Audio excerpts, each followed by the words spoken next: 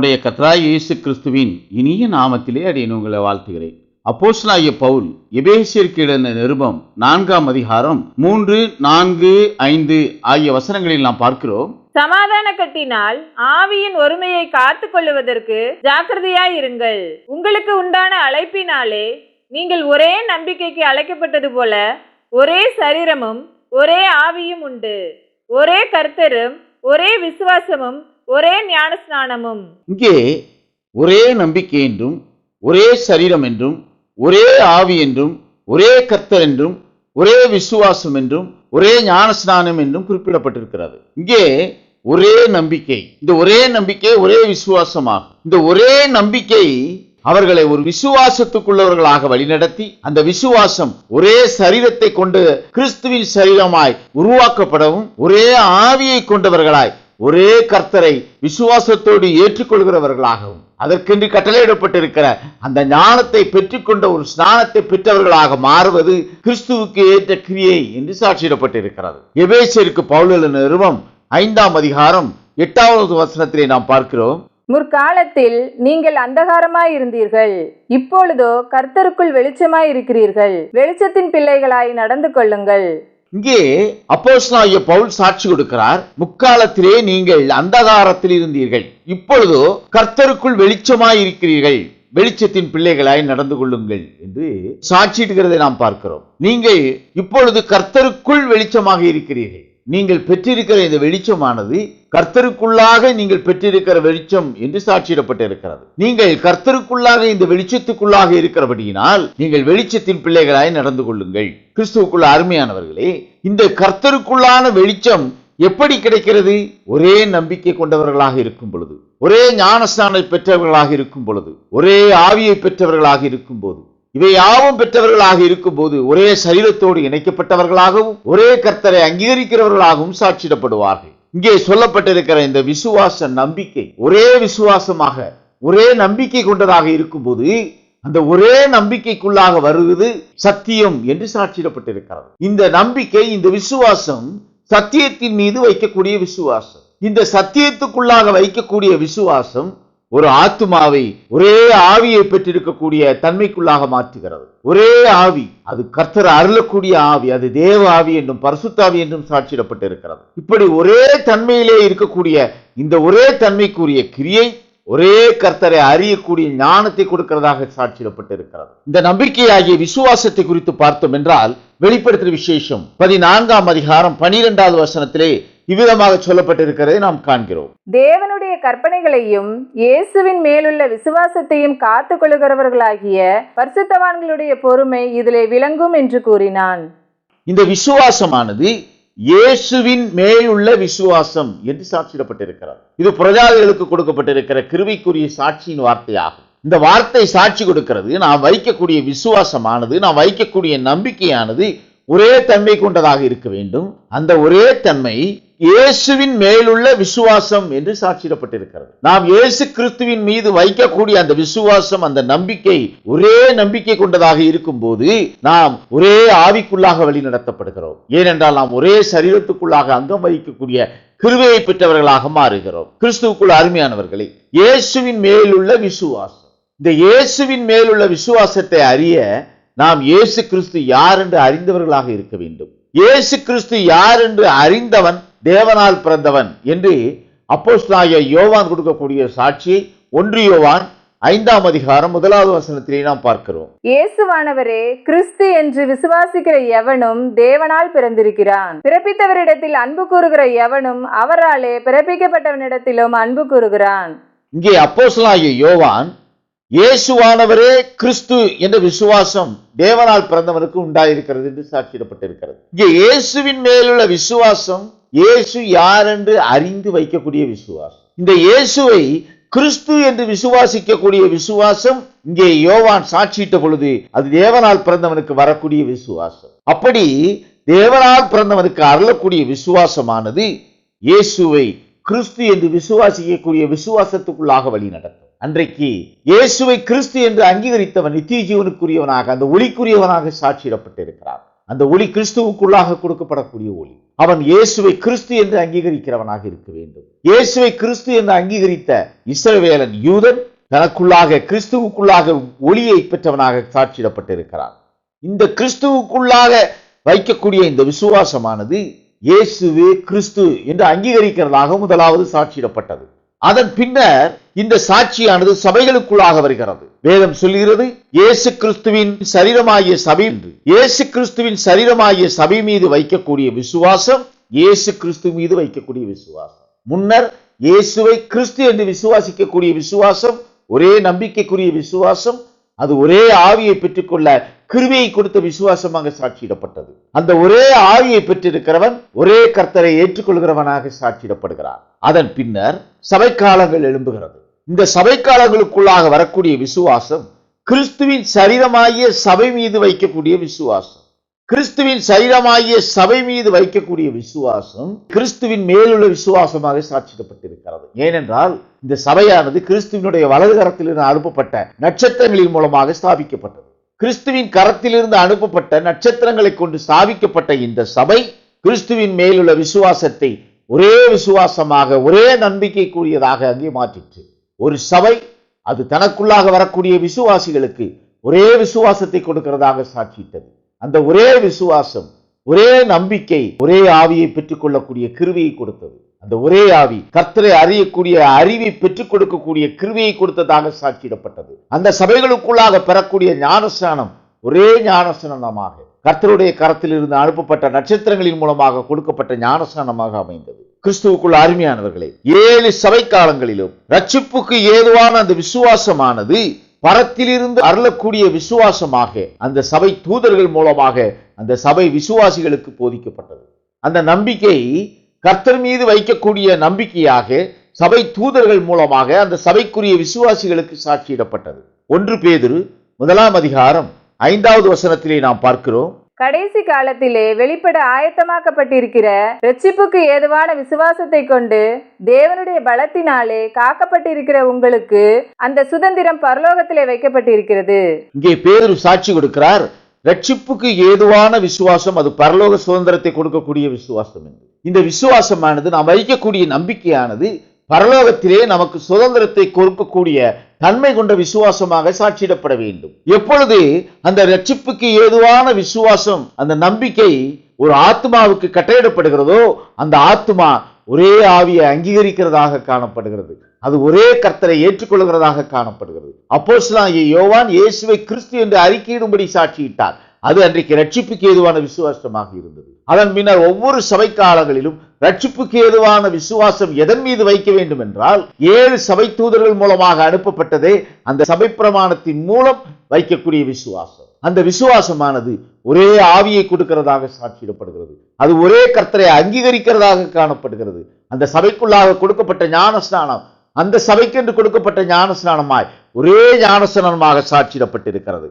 கிறிஸ்துவுக்குள்ள அருமையானவர்களே, கிறிஸ்துவை யார் என்று அறிந்து அதன் மீது வைக்கக்கூடிய விசுவாசமே ஜீவனுக்கு ஏதுவான விசுவாசமாக சாட்சியிடப்பட்டிருக்கிறது. இயேசு கிறிஸ்துவை அறியக்கூடிய அறிவு ஒளியை கொடுக்கக்கூடியதாக சாட்சியிடப்பட்டிருக்கிறது. அந்த ஒளியை பெற்றுக்கொள்ளக்கூடிய கிருபையை பெற்றவன் அந்த ஒளிக்கு சாட்சியிடுகிறவனாக ஒவ்வொரு காலத்திலும் ஏற்படுத்தப்பட்டு சாட்சியிட்டு வருகிறார். கிறிஸ்துவுக்குள் அருமையானவர்களே, விசுவாசமானது ஒவ்வொரு காலத்திலும் ஒவ்வொரு விதமான தன்மையை விசுவாசிக்க வேண்டும் என்று சாட்சியிடப்பட்டிருக்கிறது. கிறிஸ்துவுக்குள் அருமையானவர்களே, எபிரேயர் நிருபம் 11ஆம் அதிகாரம் பலவிதமான விசுவாசிக்கக்கூடிய தன்மையை குறித்து நாம் பார்க்கிறோம். ஒவ்வொரு காலத்திலும் அவர்களுடைய விசுவாசம் எப்படிப்பட்ட விசுவாசமாக இருந்தது, எதன் மீது வைக்கக்கூடிய விசுவாசமாக இருந்தது என்று இங்கே எபிரேயர் நிருபத்திலே சாட்சியிடப்பட்டிருக்கிறது. எப்படி ஒரே நம்பிக்கை ஒரே விசுவாசம் என்று சாட்சியிடப்பட்டிருக்கிறதோ இந்த ஒரே நம்பிக்கையும் இந்த ஒரே விசுவாசமும் ஒரு காலத்துக்கு கொடுக்கப்பட்டிருக்கக்கூடிய ஒரே தன்மைக்குரிய காரியமாகும். அந்த காலத்துக்கென்று கொடுக்கப்பட்டிருக்கக்கூடிய அந்த வார்த்தையை அந்த பிரமாணத்தை அதை ஏற்றுக்கொள்ளக்கூடியவன் அதன் மீது வைக்கக்கூடிய விசுவாசத்தை கொண்டவன் ஒளியை பெற்றவனாக சாட்சியிடப்படுகிறான். அவன் ஒரே கர்த்தரை அங்கீகரிக்கிறவனாகவும் ஒரே ஆவியை பெற்றுக்கொள்ள கிருபை பெற்றவனாகவும் சாட்சியிடப்பட்டிருக்கிறார். இங்கே ஒவ்வொரு காலத்திலும் ஒவ்வொரு விதமான விசுவாசத்தை ஒவ்வொரு தன்மையை கொண்டவர்கள் சாட்சியிடுகிறதை நாம் பார்க்கிறோம். முதலாவது ஆபேலுடைய பலி என்று எபிரேயர் நிருபம் 11ஆம் அதிகாரம் 4வது வசனத்திலே நாம் பார்க்கிறோம். விசுவாசத்தினாலே ஆபேல் காயினுடைய பலியிலும் மேன்மையான பலியை தேவனுக்கு செலுத்தினான். அதனாலே அவன் நீதிமான் என்று சாட்சி பெற்றான். அவனுடைய காணிக்கைகளை குறித்து தேவனே சாட்சி கொடுத்தார். அவன் மரித்தும் இன்னும் பேசுகிறான். ஆபேலுடைய பலி, இங்கே காயினுடைய பலியை காட்டிலும் ஆபேலுடைய பலி விசுவாசம் கொண்டதாக ஒரு பலியாக சாட்சியிடப்பட்டிருக்கிறது. ஆபேல் தான் எடுத்துக்கொண்டிருக்கக்கூடிய அந்த பலிக்குரிய காரணி அவனை அந்த விசுவாசத்துக்குள்ளாக பூரணப்படக்கூடிய ஒரு நிலை, அவன் கர்த்தர் இன்னது என்று அறிந்த நிலை. அதனால் இங்கே அவனுக்கு அருளப்பட்ட ஆவி நித்திய ஜீவனை கொடுக்கக்கூடிய ஆவியாக சாட்சியிடப்படுகிறது. கிறிஸ்துவுக்குள் அருமையானவர்களே, ஏனோக்கு எடுத்துக்கொள்ளப்படக்கூடிய ஒரு விசுவாசத்துக்குள்ளாக இருந்தார். விசுவாசத்தினால் ஏனோக்கு எடுத்துக்கொள்ளப்பட்டான் என்று சாட்சியிடப்பட்டிருக்கிறது. அவன் வைத்திருக்கிற விசுவாசம் அன்றைக்கென்று கர்த்தர் அவன் செய்ய வேண்டிய காரணியாக கொடுக்கப்பட்டிருக்கிற அந்த காரியத்தின் மூலம் அவன் வைக்கக்கூடிய விசுவாசம், அவன் எடுத்துக்கொள்ளப்படக்கூடிய கிருபையை அவனுக்கு கொடுத்தது. அவனுடைய விசுவாசம் கர்த்தரோடு எடுத்துக்கொள்ளப்படக்கூடிய அந்த நிலைக்குள்ளாக இருந்தது. அவனுடைய விசுவாசம் ஆபேலினுடைய விசுவாசம் போல அல்ல. ஆபேலினுடைய விசுவாசம் தன்னுடைய பலி கர்த்தரால் அங்கீகரிக்கப்படக்கூடிய பலியாய் அவன் கொண்டு வந்த அந்த பலிக்குரிய காரியத்துக்குள்ளாக சாட்சியிடப்பட்டிருக்கிறது. இந்த விசுவாசமானது ஒவ்வொரு காலத்திலும் அந்த காலத்துக்கென்று ஜீவிக்கக்கூடிய மனிதர்களுக்கு எதை விசுவாசிக்க வேண்டும் என்று சட்டளையிட்டாரோ அதை விசுவாசிக்கக்கூடிய தன்மைக்குள்ளாக சாட்சியிடப்பட்டிருக்கிறது. ஆபேலுடைய விசுவாசம் அவன் கொண்டு வந்த பலியின் மீது வைக்கக்கூடிய விசுவாசம். ஏனோக்குடைய விசுவாசம் தான் எடுத்துக்கொள்ளப் போவதை குறித்து வைக்கக்கூடிய விசுவாசம். இங்கே நோவாவின் இடத்திலே ஒரு விசுவாசம் இருந்தது. அந்த காலத்திலே அந்த பகுதியிலே காணப்படாத ஒன்று, வானத்திலிருந்து மழையும் பூமியிலிருந்து நீரூற்றுகள் எழும்போதும் அன்றைக்கு அந்த காலத்திலே ஜீவித்த அந்த ஸ்தலத்தில் இருந்த ஆவியின் சரீரத்தை கொண்டவர்கள் காணாத ஒன்றாக இருந்தது. எனவே இங்கே நோவா ஒரு விசுவாசத்தை வைத்தார். அந்த விசுவாசம் காணப்படாதவைகள் நிகழும் என்று விசுவாசித்தார். ஜலப்பிரளயம் எழும்பும் என்று விசுவாசித்தார். அது நோவாவினுடைய விசுவாசம். நோவாவுக்கு அருளப்பட்ட விசுவாசமானது நோவா எதை விசுவாசிக்க வேண்டும் என்று கட்டளையிட்டதோ அதை விசுவாசிப்பதாகும். இங்கே ஒவ்வொருவருக்கும் ஒவ்வொரு தன்மையிலான விசுவாசம் ஏற்பட அங்கே ஒவ்வொரு விதமான காரியம் சாட்சியிடப்பட்டிருக்கிறது. அதே போல ஆபிரகாமுடைய விசுவாசம் ஜனத்திரள்களை தன்னகத்தை கொண்டு அவன் பூமியிலே அவனுடைய ஆளுமையை ஏற்படுத்தக்கூடிய ஒரு விசுவாசமாக, அவனுடைய ஜனக்கூட்டம் பெருகத்தக்கதான ஒரு ஆசீர்வாதத்தை பெறத்தக்கதாக அந்த விசுவாசம் அவனுக்கு கட்டளையிட்டது. ஆபிரகாமுடைய விசுவாசம் மற்றுமாக சாராளுடைய விசுவாசம் கற்பம் செத்த நிலையிலும் அவர்கள் குமாரனை பெறக்கூடிய ஒரு கிரியையை செய்யக்கூடிய விசுவாசமாக அது சாட்சியிடப்பட்டிருக்கிறது. மறுபடியாக ஈசாக்கினுடைய விசுவாசம் யாக்கோபையும் ஏசாவையும் அழைத்து ஆசீர்வதித்தது. பின்னர் அவர்களுக்கு இவைகளெல்லாம் சம்பவிக்க போகிறது என்பதை விசுவாசித்து அவர்களுக்கு அங்கே அவர்கள் மத்தியிலே ஆசீர்வாதத்தை கொடுத்தது. யாக்கோபினுடைய விசுவாசமும் ஈசாக்கினுடைய விசுவாசத்தை போல தன்னுடைய பிள்ளைகளை அழைத்து அவர்களை ஆசீர்வதிக்கக்கூடிய ஒரு நிலை, அவர்களுக்கு இப்படியான தன்மையிலே ஆசீர்வாதம் கிடைக்கப் போகிறது என்பதை விசுவாசித்து அவன் கொடுக்கக்கூடிய வார்த்தையாக ஆசீர்வாதமாக சாட்சியிடப்பட்டிருக்கிறது. கிறிஸ்துவுக்குள் அருமையானவர்களே, மோசேயினுடைய விசுவாசம் தன்னுடைய தாய் தகப்பனார் கொண்ட விசுவாசத்தை விட மேலான ஒரு விசுவாசம். மோசேயினுடைய விசுவாசம் பார்வோனுடைய குமாரத்தின் மகன் என்பதை காட்டிலும் தன்னுடைய ஜனத்துக்குள்ளாக வாழக்கூடிய அந்த காரியத்துக்குள்ளாக அவன் வைக்கக்கூடிய விசுவாசம். இப்படியாக ஒவ்வொரு காலத்திலும் ஒவ்வொரு ஜனத்துக்கு வெவ்வேறு விதமான விசுவாசிக்கக்கூடிய காரியங்கள் சாட்சியிடப்பட்டிருக்கிறது. இவர்கள் இவைகளை விசுவாசிக்க வேண்டும் என்பது காலத்துக்கு காலம் மாறுபட்டு வந்திருக்கிறது. கிறிஸ்துவுக்குள் அருமையானவர்களே, இஸ்ரவேலுடைய விசுவாசம் சிவந்த சமுத்திரத்தை கடந்து வரக்கூடிய விசுவாசம் கொண்டதாக காணப்படுகிறது. கிறிஸ்துவுக்குள் அருமையானவர்களே, அவர்கள் தங்கள் கால்களில் ஈரம்படாதபடிக்கு அந்த செங்கடலை கடந்து வந்தார்கள். அது அவர்கள் வைத்த விசுவாசம். அது அன்றைக்கென்று கொடுக்கப்பட்ட விசுவாசம். அன்றைக்கு எகிப்து தேசத்தில் இருந்து அந்த ஜனங்களை மீட்டு கொண்டு வர அவர்களிடத்திலே எழும்பக்கூடிய விசுவாசமாக அது சாட்சியிடப்பட்டிருக்கிறது. ஆனால் இந்த விசுவாசம் இன்றைக்கு கொடுக்கப்படுகிற விசுவாசமாக இன்றைக்கு விசுவாசிக்கக்கூடிய காரணியாக சாட்சியிடப்படவில்லை. இன்றைக்கு சிவந்த சமுத்திரத்துக்குள்ளாக செங்கடல் பிளக்கத்தக்கதான ஒரு விசுவாசம் கொண்டு ஒருவன் அந்த செங்கடலுக்குள் இறங்குவானே ஆனால் அது ஏற்றுக்கொள்ளக்கூடிய விசுவாசமாக கர்த்தருடைய சமூகத்தில் அங்கீகரிக்கப்படுகிற விசுவாசமாக காணப்படாது. காலத்துக்கு காலம், ஜனங்களுக்கு ஜனம் இந்த விசுவாசமானது மாற்றியமைக்கப்பட்டு வருகிறது. எதை விசுவாசிக்க வேண்டும் என்பதோ இங்கே மாற்றியமைக்கப்பட்டு வருகிறது. கிறிஸ்துவுக்குள்ள அருமையானவர்களே, இங்கே எபிரேயர் நிருபத்திலே எரியோ பட்டணத்தை குறித்து சாட்சியிடப்பட்டிருக்கிறது. இஸ்ரவேலர்கள் அந்த எரியோ பட்டணத்தை சுற்றி வரும் பொழுது அந்த எரியோவின் மதிச்சுவர் விழும் என்று விசுவாசத்தோடு அவர்கள் அந்த எரியோ மதிலை சுற்றி வந்தார்கள். அது அன்றைக்கு அவர்கள் விசுவாசிக்க வேண்டும் என்பதாக கட்டளையிடப்பட்டதாகும். அது இன்றைக்கு அது அப்படி அல்லாதபடிக்கான ஒரு காரியம். கிறிஸ்துவுக்குள் அருமையானவர்களே, ராகாப் என்ற வேசி தன்னிடத்திலே ஒரு விசுவாசம் கொண்டவளாக இருந்தால், அந்த எரிகோ பட்டணம் அழிக்கப்படும் பொழுது அங்கிருந்து காக்கப்படுவேன் என்று விசுவாசத்தோடு அங்கே அவர் தூதர்களை அனுப்புகிறது நாம் வேதத்திலே வாசிக்கிறோம். கிறிஸ்துவுக்குள் அருமையானவர்களே, இவர்கள் எல்லோரும் வெவ்வேறு விதமான தன்மையை கொண்ட விசுவாசம் கொண்டவர்களாக இருந்தார்கள். இந்த வெவ்வேறு தன்மையுள்ள விசுவாசத்தை கர்த்தர் எதை விசுவாசிக்க வேண்டும் என்று சொன்னாரோ அதை அவர்கள் விசுவாசித்தார்கள். இங்கே இவர்களிடத்திலே காணப்பட்ட இந்த விசுவாசமானது கர்த்தர் அன்றைக்கு அவர்கள் எதை விசுவாசிக்க வேண்டும் என்று எதிர்பார்த்தாரோ, எதை விசுவாசிக்க வேண்டும் என்று சித்தம் கொண்டவராக இருந்தாரோ அதை விசுவாசித்தவர்களாக காணப்பட்டார்கள். வெவ்வேறு தன்மையான விசுவாசங்கள், இவர்கள் ஒவ்வொருவருக்கும் வேறு வேறு காரியங்களை குறித்த விசுவாசங்கள், அவைகள் அந்த காரியங்களிலே அவர்கள் விசுவாசமாக இருக்க வேண்டும் என்று கர்த்தர் அவர்களிடத்திலே அன்றைக்கு அத்தகைய கிரியைகளை எதிர்பார்த்தார். அது அவர்களுக்கு நீதிக்குரிய கிரியைகளாக காணப்பட்டது. இங்கே அவர்கள் ஒரே ஆவியை பெற்றவர்களாக, ஒரே சரீரம் கொண்டவர்களாக, ஒரே ஆவிக்குள்ளாக வழிநடத்தப்படுகிறவர்களாக காணப்பட்டார்கள். கிறிஸ்துவுக்குள் அருமையானவர்களே, மோசேயை பெற்ற அந்த அபிஷேகத்தை விசுவாசியாதவர்கள் மோசேக்கு எதிர்த்து நின்றார்கள். அப்படி மோசேக்கு எதிர்த்து நின்றவர்கள் சத்தியத்துக்கு எதிர்த்து நின்றார்கள் என்று பவுல் தீமோத்தேயுக்கு எழுதின 2 நிருபம் 3 அதிகாரம் 8வது வசனத்திலே சாட்சி கொடுக்கிறது நாம் பார்க்கிறோம். என்னையும் எப்பிரேயும் மோசேக்கு எதிர்த்து நின்றது போல இவர்களும் சத்தியத்திற்கு எதிர்த்து நிற்கிறார்கள். இவர்கள் துர்ப்புத்தியுள்ள மனுஷர்கள், விசுவாச விஷயத்தில் பரீட்சைக்கு நில்லாதவர்கள். விசுவாசம் இல்லாதவர்கள் சத்தியத்திற்கு எதிர்த்து நின்றார்கள். கிறிஸ்துவுக்குள் அருமையானவர்களே, மோசேக்கு எதிர்த்து நின்ற என்னையும் எம்பிரேயும் போல விசுவாசம் இல்லாதவர்கள் எதிர்த்திருக்கக்கூடிய கிரியை.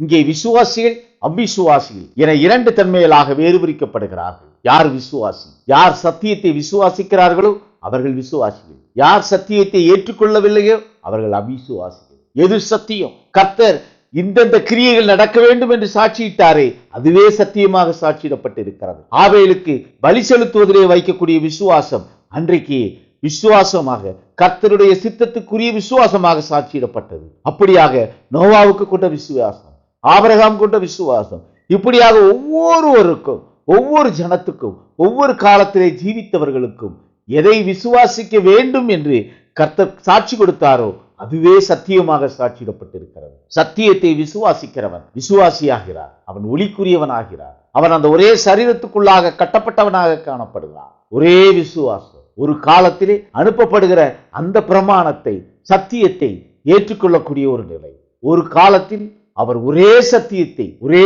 குடும்பம் முழுவதும் அங்கே சாட்சியிடக்கூடிய ஒரு நிலை. கிறிஸ்துவுக்குள் அருமையானவர்களே, எது சத்தியம், எதை விசுவாசிக்க வேண்டும் என்று கர்த்தர் கட்டளையிடுகிறாரோ அதுவே சத்தியமாக சாட்சியிடப்பட்டிருக்கிறது. நாம் எதை விசுவாசிக்க வேண்டும் என்று கர்த்தர் சாட்சி கொடுக்கிறாரோ அதன் மீது வைக்கக்கூடிய விசுவாசமே அதுவே கர்த்தர் விரும்புகிற விசுவாசமாக, ஒளிக்குரிய தேசத்துக்குள்ளாக வழிநடத்தக்கூடிய கிருபையை கொடுக்கக்கூடிய விசுவாசமாக சாட்சியிடப்பட்டிருக்கிறது. கர்த்தருடைய சித்தமே சத்தியமாக சாட்சியிடப்பட்டிருக்கிறது. கர்த்தர் அன்றைக்கு ஜலப்பிரளயத்தின் மூலம் அந்த நோவா வாழ்ந்த பகுதியை அழிக்க வேண்டும் என்று சித்தம் கொண்டவராக இருந்தார். அங்கே நோவாவின் குடும்பம் காக்கப்பட அவருடைய சித்தம் அங்கே எழும்பிற்று. நோவா குடும்பத்தாரை தவிர மற்றவர்கள் அவிசுவாசிகளானார்கள். நோவா குடும்பத்தாரும் அந்த சத்தியத்துக்கு கீழ்ப்படிந்தார்கள். அந்த சத்தியம் ஜலப்பிரளயம் எழும்ப போகிறது என்பதை குறித்து சாட்சியிட்ட சத்தியமாக அமைந்தது. சூழல் அங்கே சாதகமாக இல்லாதிருந்தாலும் அவர்கள் சத்தியத்தை விசுவாசிக்கக்கூடிய விசுவாசம் அவர்களை ஜலப்பிரளயத்திலிருந்து காக்கக்கூடிய கிருபையை கொடுத்ததாக சாட்சியிடப்பட்டது. கிறிஸ்துவுக்குள் அருமையானவர்களே, தீமோத்தேயுக்கு பவுல் எழுதின 1 நிருபத்திலே 4 அதிகாரம் 1வது வசனத்திலே இங்கே ஒரு சாட்சியை குறித்து பவுல் கொடுக்கிறார். ஆகிலும் ஆவியானவர் வெளிப்படையாய் சொல்லுகிறபடி பிற்காலங்களிலே மனசாட்சியில் சூடுண்ட பொய்யருடைய மாயத்தினாலே சிலர் வஞ்சிக்கிற ஆவிகளுக்கும் பிசாசுகளின் உபதேசங்களுக்கும் செவி கொடுத்து விசுவாசத்தை விட்டு விலகி போவார்கள். பிற்காலங்களிலே சத்தியத்துக்கு செவி கொடாமல் பிசாசுகளுடைய சுவிசேஷத்துக்கு செவி கொடுக்கக்கூடிய ஒரு நிலை. பிசாசு சத்தியத்துக்கு எதிர்த்து நிற்கிறவன். சத்தியம் தேவ சித்தம். தேவ சித்தத்துக்கு எதிராக ஆத்துமா கொண்டவனை தூண்டிவிடக்கூடிய கிரியைகளை செய்கிறவன் சத்துரு. கிறிஸ்துவுக்குள் அருமையானவர்களே, அவன் பொய் உரைப்பதின் மூலம் சத்தியத்துக்கு எதிர்த்து நிற்கிறவனாக காணப்படுகிறான். சத்தியம் உண்மையுள்ளதாக காணப்படுகிறது. சத்தியத்துக்கு எதிர்த்து நிற்கிறவன் பொய்க்கு பிதாவுமாய் இருக்கிறான் என்று சாட்சியிடப்பட்டிருக்கிறது. நாம் வேதத்திலே வாசிக்கிறோம். அவன் சத்தியத்துக்கு எதிர்த்து நிற்கிறவன். பொய் சத்தியத்துக்கு எதிரானது. சத்தியம் எதை விசுவாசிக்க வேண்டும் என்று சாட்சியிடப்பட்டிருக்கிறதோ அதுவே சத்தியம். எதை கர்த்தர் விசுவாசிக்க வேண்டும் என்று சாட்சி கொடுக்கிறாரோ அதுவே சத்தியமாக இருக்கிறது. இந்த சத்தியமானது ஒரே சத்தியமாய் இந்த சத்தியமானது ஒரே உண்மையாய், ஒரே நம்பிக்கைக்குரியதாய் ஒவ்வொரு காலத்திலும் சாட்சியிடப்பட்டிருக்கிறது. அந்த காலத்திலே ஜீவிக்கக்கூடிய ஜனங்களுக்குள்ளாக ஒரே விசுவாசம் காணப்பட வேண்டும். இந்த ஒரே விசுவாசமானது, ஒரே நம்பிக்கையானது, ஒரே ஆவியை அவர்களுக்குள்ளாக அனுப்பக்கூடிய ஒரு நிலை, ஒரே ஆவிக்குள்ளாக அவர்கள் கட்டப்படக்கூடிய ஒரு நிலை. இந்த ஒரே ஆவிக்குள்ளாக கட்டப்படுகிறவர்கள் ஒரே கர்த்தரை அறியக்கூடிய கிருவியை பெற்ற ஜனமாக சாட்சியிடப்படுகிறார்கள். நாம் பார்த்தோம், ஒரே விசுவாசம், அதாவது ஒரே நம்பிக்கை. இங்கே ஒரே சரீரம். இந்த ஒரே நம்பிக்கை கொண்டிருக்கிறவர்கள் ஒன்று கூட்டப்பட்டு ஒரே சரீரமாக சாட்சியிடப்படுகிறார்கள். இந்த ஒரே சரீரம் அங்கே கர்த்தருடைய சித்தத்தை அங்கீகரிக்கிறவர்களுடைய சரீரங்களாக சாட்சியிடப்பட்டிருக்கிறது. இவர்களுடைய சரீரங்கள் வேறு வேறாக இருந்தாலும் இவையாவும் விசுவாசத்துக்குள்ளாக கட்டப்படுகிற ஒரே சரீரமாக சாட்சியிடப்பட்டிருக்கிறது. ரோமாவரியாருக்கு பவுல் எழுதின நிருபம் 7ஆம் அதிகாரம் 4வது வசனத்திலே நாம் பார்க்கிறோம், அப்படி போல என் சகோதரரே, நீங்கள் மரித்தோரிலிருந்து எழுந்த கிறிஸ்து என்னும் வேறொருவருடையவர்களாகி தேவனுக்கென்று கனி கொடுக்கும்படி கிறிஸ்துவின் சரீரத்தினாலே நியாயப்பிரமாணத்திற்கு மரித்தவர்களானீர்கள். தேவனுக்கென்று கனி கொடுக்கும்படி கிறிஸ்துவின் சரீரத்தினாலே நியாயப்பிரமாணத்துக்கு மரித்தவர்களானீர்கள் என்று இங்கே பவுல் ஒரு சாட்சியை கொடுக்கிறார். முந்திய பிரமாணம் அது நியாயப்பிரமாண காலத்திலே நியாயப்பிரமாணம் சத்தியமாக இருந்தது. ஏனென்றால் சத்தியத்தை விசுவாசிக்க வேண்டும். சத்தியத்தை விசுவாசிக்கிறவன் ஒளிக்குரியவனாக ஒரே ஆவிக்குள்ளாக கட்டப்படுகிறவனாக காணப்படுகிறார். இங்கே நியாயப்பிரமாணமானது நிறைவேறிற்று. இங்கே கிறிஸ்துவின் சரீரத்துக்குள்ளாக நியாயப்பிரமாணம் நிறைவேறின பிரமாணமாக சாட்சியிடப்பட்டிருக்கிறது. நியாயப்பிரமாணம் நிறைவேறின பின் அந்த நியாயப்பிரமாணத்துக்கு ஏற்ற கிரியை விசுவாசத்துக்கு ஏற்ற கிரியையாக சாட்சியிடப்படவில்லை. இந்த நியாயப்பிரமாணத்துக்கு ஏற்ற கிரியை மரணத்துக்கு ஏற்ற கிரியையாக சாட்சியிடப்பட்டிருக்கிறது. ஏனென்றால் அந்த பிரமாணம் அங்கே நிறைவேறிற்று. அது ஒளியை கொண்டு வந்து சேர்க்கிறதில்லை. இந்த விசுவாசம் ஒளியை கொண்டு சேர்க்கக்கூடிய தன்மையிலே அந்த விசுவாசிகளுக்கு வெளிப்படுத்தப்பட வேண்டும். கிறிஸ்துவுக்குள் அருமையானவர்களே, இங்கே நியாயப்பிரமாணம் மரித்த நிலை, நியாயப்பிரமாணத்தின் கிரியைகள் மரித்த நிலை, நியாயப்பிரமாணத்தின் கிரியை நீதிமான் ஆக்காத நிலை, நியாயப்பிரமாணத்தின் கிரியை சத்தியத்துக்கு எதிரான கிரியையாக சாட்சியிடப்பட்டிருக்கிறது. ஏனென்றால் அன்றைக்கு இயேசு கிறிஸ்துவே சத்தியமாக அனுப்பப்பட்டார். கிறிஸ்துவின் மீது வைக்கக்கூடிய விசுவாசமே அங்கு ஜீவனுக்கு ஏதுவத விசுவாசமாக சாட்சியிடப்பட்டிருக்கிறது. கிறிஸ்துவுக்குள் அருமையானவர்களே, அதன் பின்னர் ஒரே சரீரமாய் கிறிஸ்துவின் சரீரமாகிய சபை எழும்ப ஆரம்பித்தது. கிறிஸ்துவின் சரீரமாகிய சபை ஒவ்வொரு அங்கம் கொண்டதாக ஒவ்வொரு காலத்திலும் அது வளர ஆரம்பித்தது. இன்றைக்கு கிறிஸ்துவின் சரீரமாகிய சபை பூரணப்பட்டிருக்கக்கூடிய ஒரு நிலை. இது ரகசிய வருகைக்கு முன்பாக இந்த சரீரமானது மனவாட்டியாய் எடுத்துக்கொள்ளப்படக்கூடிய ஒரு நிலை.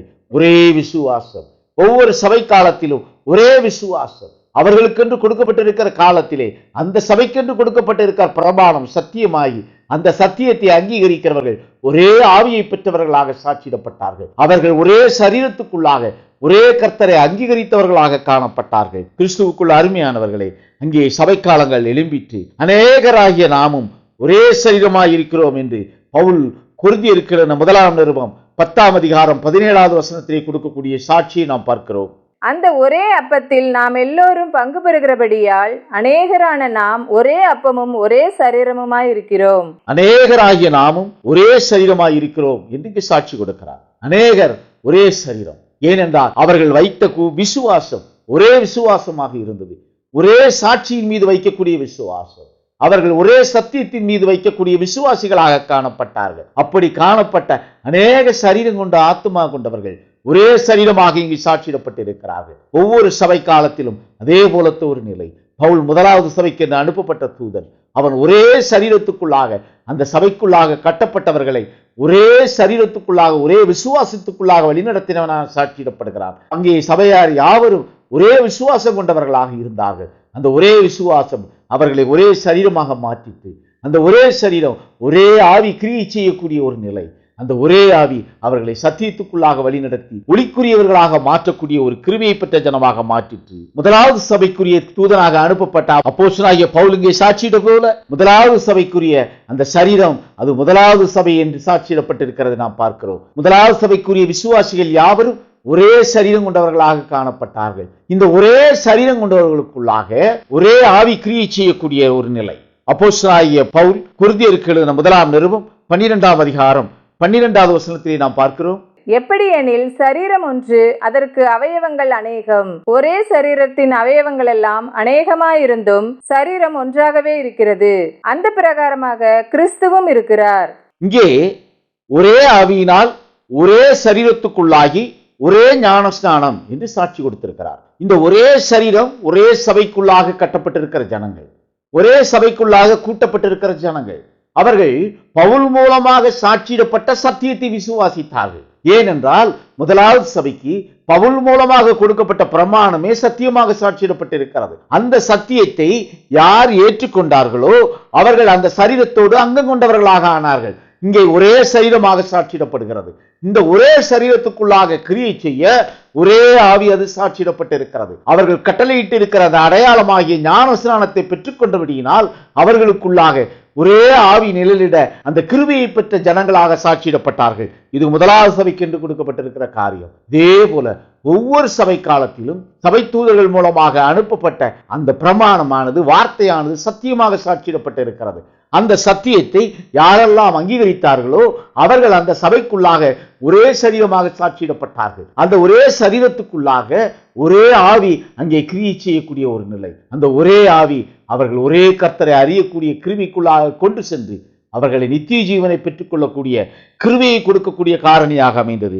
கிறிஸ்துவுக்குள்ள அருமையானவர்களே, கிறிஸ்துவின் சரீரமாகிய சபை இது 7 சபைக்காலங்களாக பிரிக்கப்பட்டு இந்த 7 சபைக்காலங்களின் நிறைவுக்கு பின்னர் அது பூரணப்படக்கூடிய ஒரு நிலை.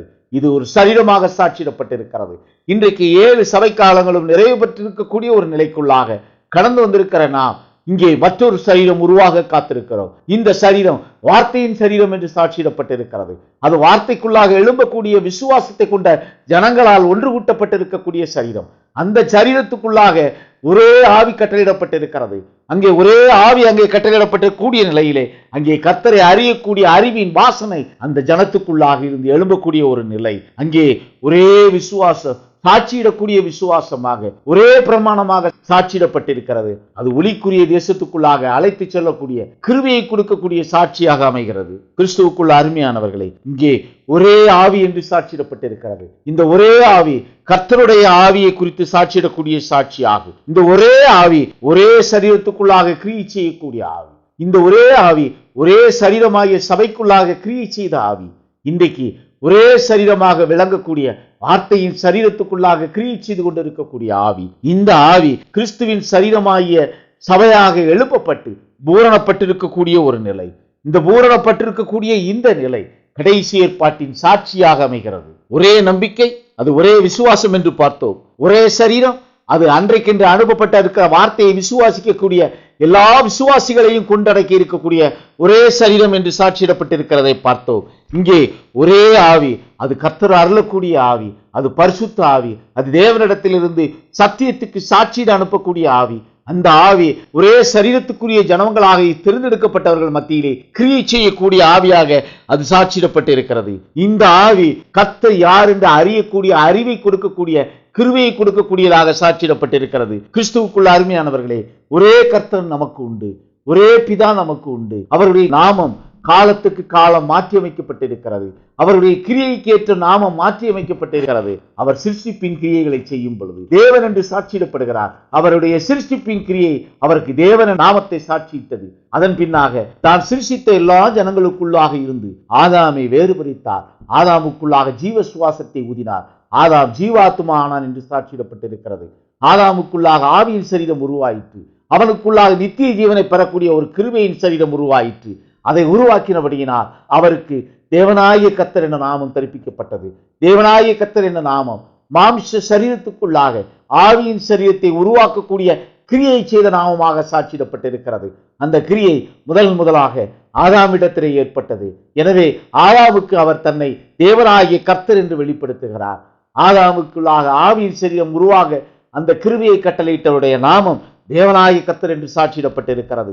அதன் பின்னர் ஆபிரகாம், ஈசாக்கு, யாக்கோபு என்ற முற்பிதாக்கள், இந்த முற்பிதாக்களை அவர் தன்னகத்தே தனக்கென்று கொடுக்கப்பட்டிருக்கிற ஜனமாக அந்த ஜனத்தை தெரிந்தெடுத்து அவர்களுடைய ஜனங்களுக்குள்ளாக தன்னுடைய கிரியைகளை நிகழ்த்தும் முன்பாக ஆபிரகாம், ஈசாக்கு, யாக்கோபுக்கு கொடுத்த நாமம் சர்வ வல்லமையுள்ள தேவன் என்ற நாமம் என்று சாட்சியிடப்பட்டிருக்கிறது. இந்த சர்வ வல்லமையுள்ள தேவன் என்ற நாமம் அங்கே ஆபிரகாம், ஈசாக்கு, யாக்கோபுக்கு கொடுக்கப்பட்ட நாமமாக கர்த்தருடைய நாமமாக சாட்சியிடப்பட்டது.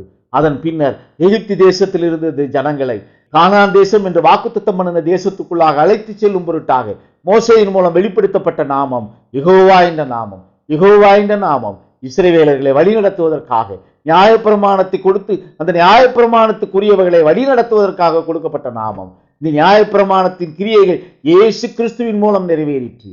இயேசு கிறிஸ்துவின் மூலம் நிறைவேறின பின் யெகோவா என்ற நாமம் மரித்திருக்கக்கூடிய ஒரு நிலை, அது நிறைவேறி இருக்கக்கூடிய ஒரு நிலை. இங்கே ஜீவனுள்ள நாமமாய் கர்த்தராய் இயேசு கிறிஸ்து என்ற நாமம் உயர்த்தப்பட்டது. இந்த கர்த்தராய் இயேசு கிறிஸ்து என்ற நாமம் பிரஜாதிகளாகிய நமக்குள்ளாக ஜீவனை கொடுப்பதற்காக, ஆதாம் பெற்றானே அந்த ஜீவனை கொடுப்பதற்காக, உள்ளான மனிதனை கொடுப்பதற்காக நமக்கென்று கொடுக்கப்பட்ட நாமம். அது கர்த்தராய் இயேசு கிறிஸ்து என்ற நாமம். இங்கே அந்த நாமம் 7 சபை காலங்களுக்குள்ளாக 7 சபை தன்மைகளை கொண்டவர்களாக, அவயவங்களாக கிறிஸ்துவின் சரீரம் அங்கே உருவாகிற்று. கிறிஸ்துவின் சரீரம் பூரணப்பட்ட பின் இங்கே வார்த்தை என நாமம் சாட்சியிடப்பட்டிருக்கிறது.